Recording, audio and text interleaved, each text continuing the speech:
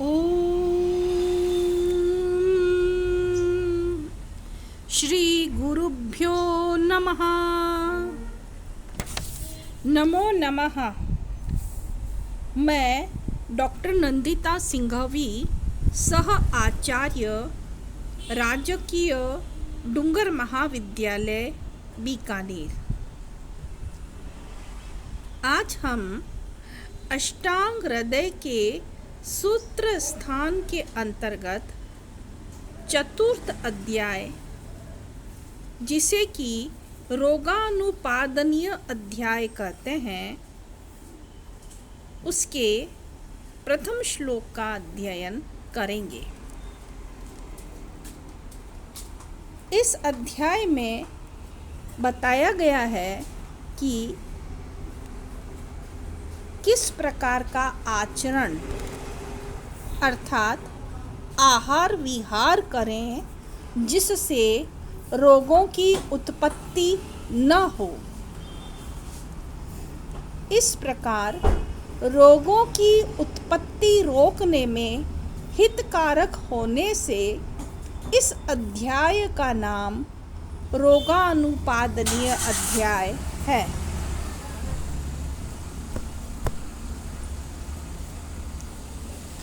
आइए इसका पहला श्लोक देखें।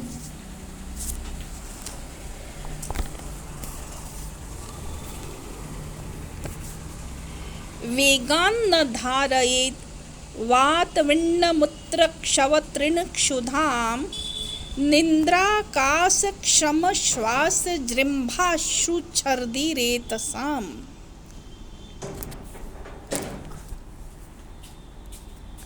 वेगान्न धारयेत् वातविन्नमूत्रक्षवतृण क्षुधाम निद्राकाशश्रम श्वास जृम्भाश्रुच्छर्दिरेतसाम। मनुष्य को चाहिए कि इन वेगों को न रोके, वेगान न धारयेत, कि इन वेगों को न रोके। अब वो कौन कौन से वेग हैं? पहला है वात, ऊर्ध्ववात और अधोवात। दोनों प्रकार के जो वात हैं उनको न रोके। विट, मल, मल को न रोके। मूत्र, मूत्र को न रोके। अगर किसी को मूत्र आ रहा है तो उसे रोकना नहीं चाहिए। क्षव, छींक। त्रिट, तृष्णा। क्षुधाम, क्षुधा, भूख। निद्रा,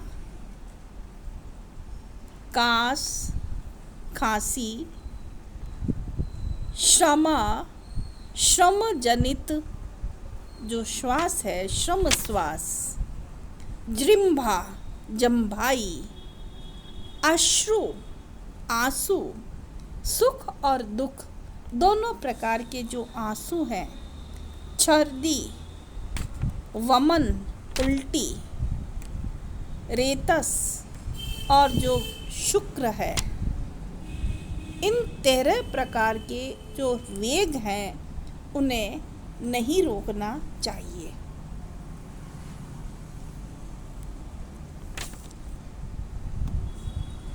ये वेग अधारणीय वेग कहलाते हैं। अब हम वेग किसे कहते हैं? तेजी से जिसका प्रवाह हो उसे हम वेग कहते हैं। जैसे नदी तेजी से बह रही है, बहुत तेजी से, और उसके पानी को अगर हम रोकें तो पानी उछलेगा, फैलेगा, ऊपर की ओर जाएगा। इसी प्रकार से अगर हम इन 13 प्रकार के जो वेग हैं उनको रोकेंगे तो इनकी स्थिति भी इसी प्रकार से होगी। ये जैसे अगर हमने उल्टी को रोकने की कोशिश की तो उल्टी किसी और वेग से निकलने की प्रयास करेगी। अगर नहीं निकलेगी तो हमें कई प्रकार की हानियां हो सकती है। तो जो वेग जिधर से निकलना चाहता है, चाहे छींक हमें आ रही है तो हमें छींक को नहीं रोकना है। तो जो वेग जिधर से निकलना चाहता है, अगर हम उधर रुकावट कर दें तो उसके विपरीत मार्ग से निकलता है, और यदि किसी कारण से नहीं निकलता तो हमें अनेक हानियां होती है। इसलिए कहा गया है वेगान न धारयेत, कि हमें वेगों को नहीं रोकना चाहिए। और अगर इन वेगों को हम रोकेंगे तो उदावर्त, जिसे गैस्ट्रिक ट्रबल कहते हैं, गैस्ट्रिक रोग हमें हो सकते हैं। तो कहा गया है रोगाः सर्वे अपि जायन्ते रोगो उदीर्ण धारणै। रोगाः सर्वे अपि जायन्ते वेगोदीर्ण धारणै, कि अगर हम अनुपस्थित वेगों को प्रवृत्त कर दें और उपस्थित रोगों को रोकें तो सब प्रकार के रोग उत्पन्न होते हैं। अगर हमें छींक नहीं आ रही है, हम छींक लेने की कोशिश करें, प्यास नहीं लग रही है फिर भी पानी पिएं तो हमें कई प्रकार के रोग हो सकते हैं। और ये जो श्रम कर रहे हैं रोकने का, तो उससे क्या होगा, या अनुपस्थित वेगों को प्रवृत्त करने का जो हम श्रम करते हैं तो उससे वायु का प्रकोप हो जाता है, और वायु ही सब प्रकार के रोगों का कारण है। 80 प्रकार के रोग वात से ही होते हैं। तो वेगों की स्वाभाविक प्रवृत्ति को रोकने से, शरीर में मल का संचय करने से वात में वृद्धि हो जाती है और अनेक विकार उत्पन्न हो जाते हैं। तो इस प्रकार से जो 13 प्रकार के जो वेग हैं उन्हें हमें नहीं रोकना है। पुनः देखें 13 प्रकार कौन से हैं। एक तो है वात रोग,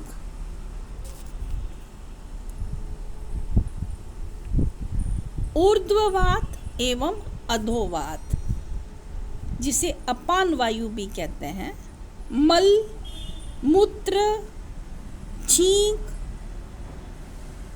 प्यास, भूख, निद्रा, कास, श्रम जनित श्वास, जम्भाई, आंसू, उल्टी या वमन और शुक्र, इन वेगों को नहीं रोकना चाहिए। आशा है आप समझ गए होंगे कि वेग किसे कहते हैं, वेग कितने प्रकार के होते हैं, इन वेगों का क्या नाम है, और इन वेगों को रोकने से हमें अनेक प्रकार की हानियां हो सकती हैं। तो यह जो अध्याय है वह हमारे अनियतकालिक विहार से संबंधित है। इससे पूर्व का जो अध्याय थे वो दिनचर्या और ऋतुचर्या अध्याय थे, वो हमारे स्वास्थ्य संवर्धन के लिए थे। इसके बाद में हमारे स्वास्थ्य के संरक्षण के लिए रोगानुपादनीय अध्याय की रचना की गई है।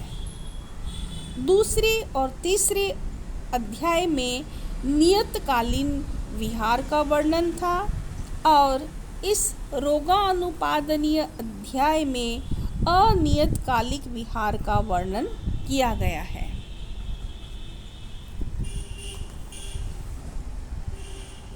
आज के लिए इतना ही। धन्यवाद।